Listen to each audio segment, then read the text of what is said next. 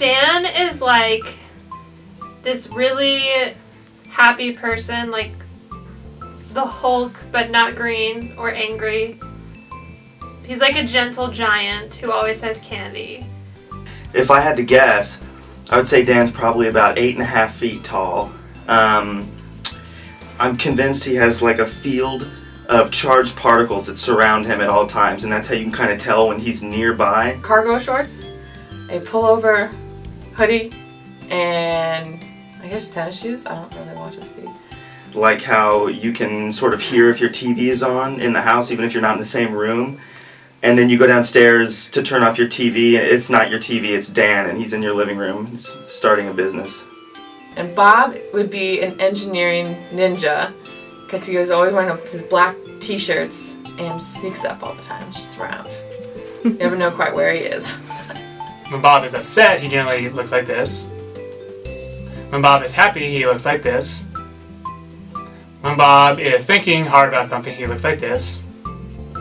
The only thing that I can impersonate about Bob is if you ask him a question and he's got anything in his hand, it doesn't matter. He could have a knife in his hand and he'll stick it in your face. It doesn't matter, but he doesn't mean to do it. He's just talking with his talking points. So you guys will talk about something and he gets really excited about solving problems. So he'll pick up a marker and he'll go to draw something and then he'll turn around and he'll make his point like that on every word. But it's, a pencil, and he'll be up in your face with it. It's pretty, that's classic Bob. Physically describe them, I feel kind of weird doing that. Oh my god, we were in Las Vegas, and Dan must have said the phrase, "bring the action," 150 times during that week. We were only together for 4 days or something like that, but he... In the limo when we were driving around, anytime we were in transit, anytime we were on the casino floor, it was just, "Hey Peter, I need you to bring the action." Or just a random, explosion of, "Bring the action! Bring the action! Bring the action." So my funniest moment with Bob was in Vegas, and We left the cocktail reception after speaking with some potential clients and current clients, and I'm in the restroom washing my hands, getting ready to leave, and I turn around. there was a gentleman that looked just like this. And Bob walks in. Bob runs into the guy face to face and says, "Welcome to Jurassic Park." and the guy just stared at him. Bob continued on as normal, and one of those you had to be there stories, but I don't think I'll ever forget that. He was downstairs looking at the suggestions that Megan had asked everyone to write for their wishes for the company for Christmas. And I walk by and he says to me, "I'm just checking the wishes to see if anyone's wish was to have Alyssa fired." And I'll probably never forget in my interview. I don't think I can do that. I'll always remember in my interview, among the many weird experiences people have here during their interviews, Bob was asking me all sorts of questions about web design, and he asked me how wide a scroll bar was, which was just kind of caught me off guard. And I said, I don't know, 15 or 20 pixels, and he just looked at me. For longer than was comfortable to be looked at. All I knew was, I didn't know, I guess, the answer to how wide a scroll bar was. I was sitting in for a meeting for Megan, and everybody who was the head of their department was there, and we were talking about plans for the Christmas party, and Dan was like, "Well, if our budget is $10,000, then we should just do like a Survivor style and have have everybody vote on Yammer who stays in the game and who doesn't, like pin them up against each other, and then have everybody vote Survivor style, and then one person will win $10,000." And he like looked around the room like, yeah, like kind of kidding, but kind of serious. I didn't really I've never been to Vegas, but we went to St. Louis, we went to Ruth's Chris Steakhouse, and that was pretty great because with Bob, and that was pretty great because they bring out the steak and it's still sizzling, and Bob was just in awe, and Bob loves food so much, so he's almost like a little kid with glee, and eating his steak, and then he leans back after the meal. After every meal where Bob's full, he leans back and goes, "Oh, I'm so full. That was so good." And then I'm still eating because I can actually out-eat Bob, but don't tell him. I have no stories. I mean, I've only been here for like 3 weeks. This is like my second full week. Like, I've only worked 1 full week here. I feel like I've been back for years. Dan has to be single-handedly the scariest driver that I've ever ridden with.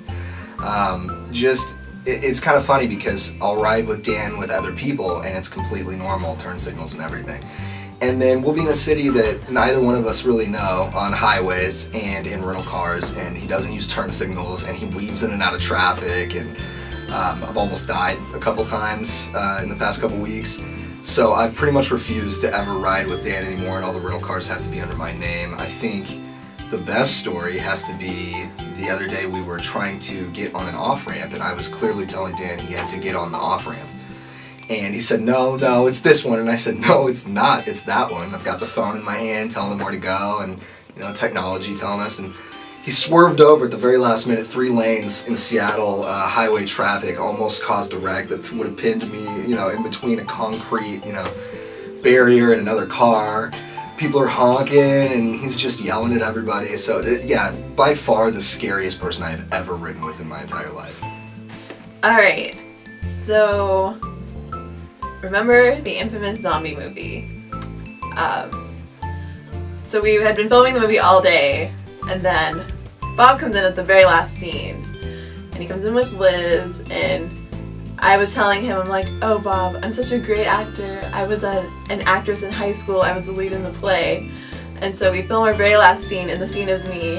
Obviously it's very famous now. I'm running outside, being chased by zombies. And I was told by my director to pretend to fall. And so I go outside and I start to pretend to fall, and then I actually fall, and then I'm on the ground, and then I get back up and I start running again. And so we cut that scene, and Bob runs out of the building and he's like, "That's the best acting I've ever seen in my entire life." And I was just like, that actually wasn't acting. That was me really falling. Always ping pong stories come to mind. I don't know how many times we stayed till 2 or 3 in the morning just playing ping pong, or going out and then coming back to play ping pong. And it's always just one more game, Bob. And I know one more game means 7.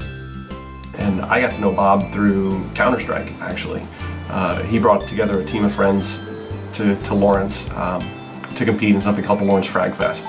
Just a small, homegrown 30, 40-person LAN that we threw in Lawrence once every 6 months or so. And up until then, I had been the tournament champion in Counter-Strike, and everybody knew that I was the best of the best until Bob. And so when Bob brought his group of 3 and we did the tournament in the finals, I think the final score came to 24-0, maybe it was 23-1. That one round that we may have won would have been a total fluke. It was just a total slugfest. It's upside down match. But I had a great time, and more importantly, I got to meet a lifelong friend in Bob. Maybe it stems from some old thing that they, some inside joke from a couple years ago or whatever, but when they start working together and they start they really, I don't know how to describe it, bro it up. I don't know, it's a lot of fun where they're having a good time with each other, and it's nice to see your bosses enjoying hanging out with one another, aside from with you as an employee.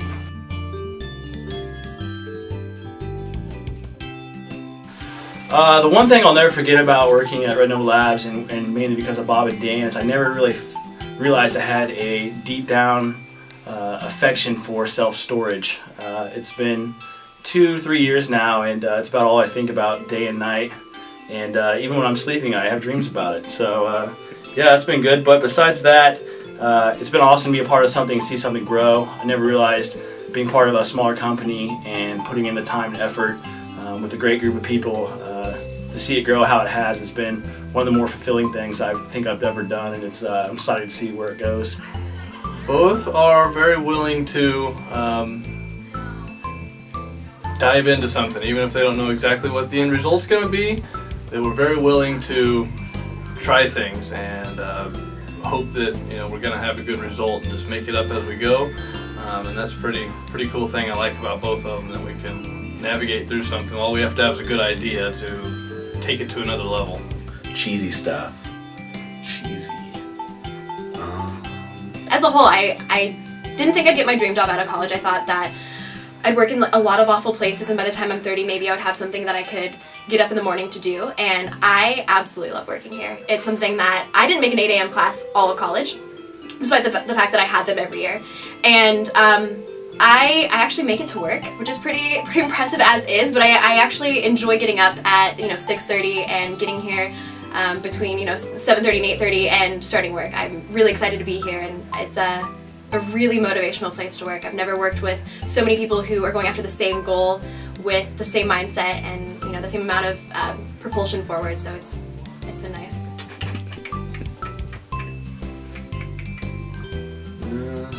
Something I really learned from Bob is to push my expectations. He said that to me once, and it's really stuck with me even in other parts of my life. He sat down and told me that we need to set our expectations here, and then if we don't meet them, that's fine, but then we can look back and see how much more we did than we thought we could do. And so that's just something I really notice even about the culture here and even in my own life, just to set those expectations higher than what you think you can do, and really just believe in your abilities and get good people around you, and then you can accomplish really great things. Again, I think the thing I'll remember is they've been really excellent bosses. They're great leaders. They know what they want. They strive for it, and they really push their employees to go get it, which I think is great. Where did the electrical engineer go after work? Ohm, sweet ohm! Get it? Because you see what I did? See, ohm is a unit of resistance, and electrical engineers work with the resistance, and see, ohm sort of sounds like home when I say it. My joke is, what is the difference between snowmen and snow ladies? Snowballs!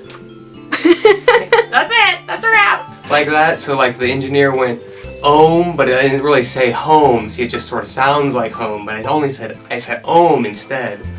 See, so it's a pun on the word ohm because it kind of rhymes. Eric, you're the best. Okay, I usually don't like to get sentimental, but I wrote you guys a poem, so I hope you like it. Dan and Bob are great. Self-storage is also great. What a great haiku. I do have a little message for Annabelle. And Annabelle, if you want a toy or a bike or Barbie doll or anything from your dad, and you go up to him and say, "Dad, please, I really want this toy," and he says to you, "Annabelle, put it on your wish list." I'm telling you right now, Annabelle, it's never gonna happen. Never gonna happen. Just go ask your mom. He really likes Grey Goose. Okay. Ready? 1, 2, 3, 4. Dan is a mystery. We don't know his history, so we pretend we know. And so here it goes. Might like books on tape. Might like to stay up late. He might like shake and bake. We know he likes Grey Goose. He might like books on tape. We just don't know. He might like to stay up late. We just don't know. He might like shake and bake. We just don't know. We know he likes Grey Goose. We know his name is Dan and he drives a Jeep. He has big fluffy dogs that Shannon wants to keep. He wears shorts every day, but he really cares what we have to say.